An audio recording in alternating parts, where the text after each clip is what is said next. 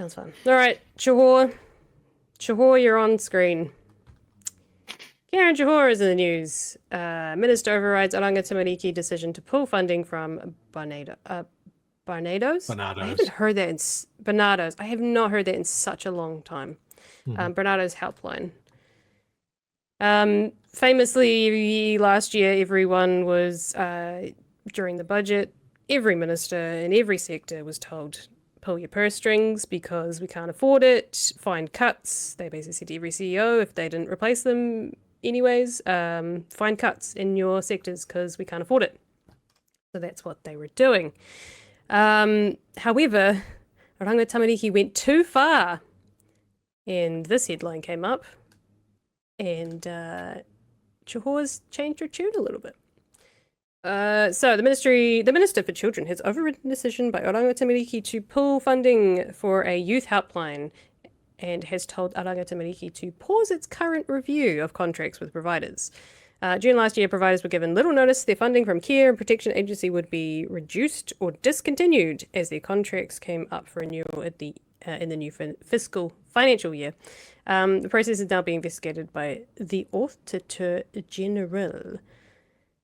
The range of providers were considered about the future impacts of cuts to prevention services by Oranga Tamariki, including Bernardos Chief Matt Reed. She said the timely Chhour, I assume. She said the timeliness of communication and engagement with the sector was handled poorly by Oranga Tamariki and created unnecessary disruption and uncertainty for both providers and the public. I have asked Oranga Tamariki to pause its current review and extend existing contracts for providers who do not have a current contract or have a contract that will end shortly until the end of this year. This will provide more certainty to providers to allow Oranga Tamariki to input into the wider work the government is undertaking on social service contracting parties.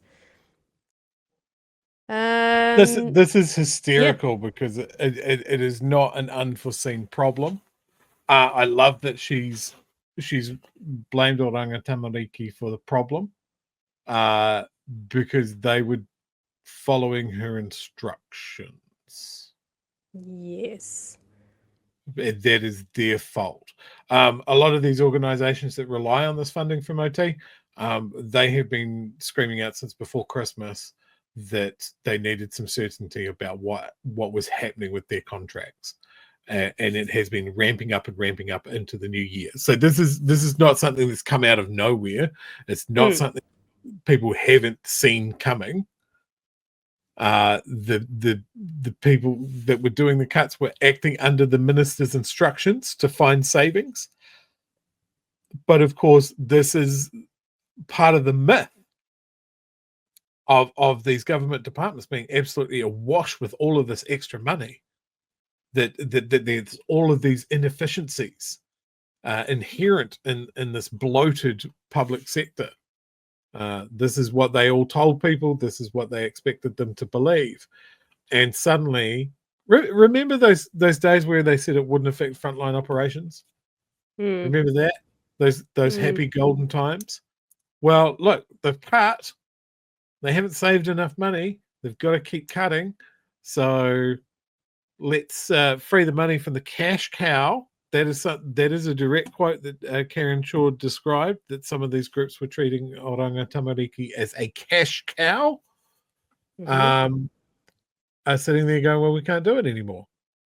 My favorite part of the story, I'm not sure if it actually quotes her in this. Does it mention the fact that she previously said that the minister could not interfere? It might be in the other one, but I did find it might be in the different story. There's two there, but I like this. This is the bit that I really enjoyed. So basically, Bernardos we basically from the July 1st, we might have to close our doors. We can't do this. Chhour had intervened to ensure Bernardos would continue to deliver the service. When I found out about the potential impact to the service, I asked Oranga Tamariki for an explanation. Based on the information I've received, Oranga Tamariki's handling of this process has not met my expectations, said Chhour in a statement released on Thursday morning. I met with Oranga Tamariki last night and instructed them to work with Bernardos to ensure the service can continue to be delivered to families and children. See, that's kind of painting the fact that Oranga Tamariki's just gone rogue. It clearly doesn't Yeah. understand what their job is. Um, like, there's absolutely no acknowledgement of, I told them that they had to hit this level of savings, or else. And when they've gone out and done that and identified the things that they need to cut to get savings, it only becomes an issue when the headlines change. And she knows that she's going to be left carrying the can, that charity groups are not getting their funding, so they can't do what they're there to do, which is charity and looking after something as, I guess, frivolous and superfluous as a crisis line for children.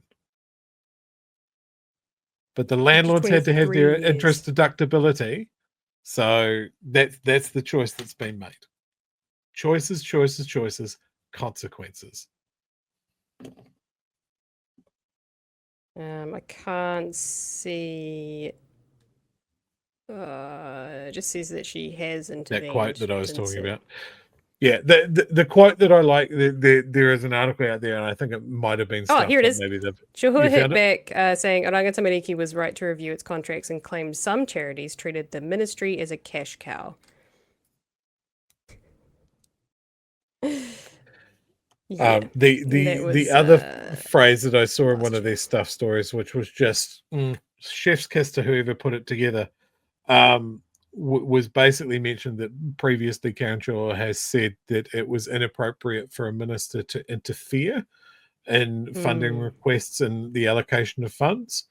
And then the very next paragraph down said that Karen Chhour would intervene on the funding request for several charities. So it was inappropriate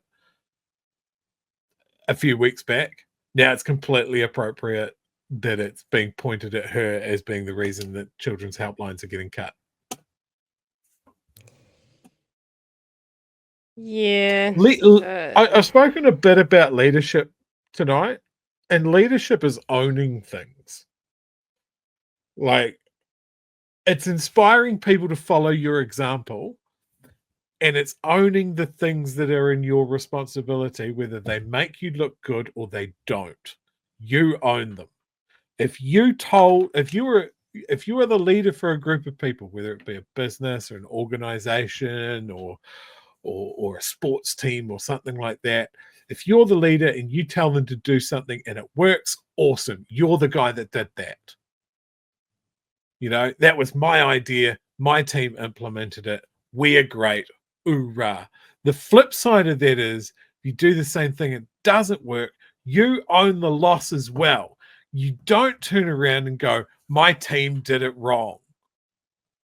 If they'd listened to me, then we would have got it right. That is a shitty leader, and everybody listening tonight, as I say this, is thinking right now about the shitty leader that they had in their life.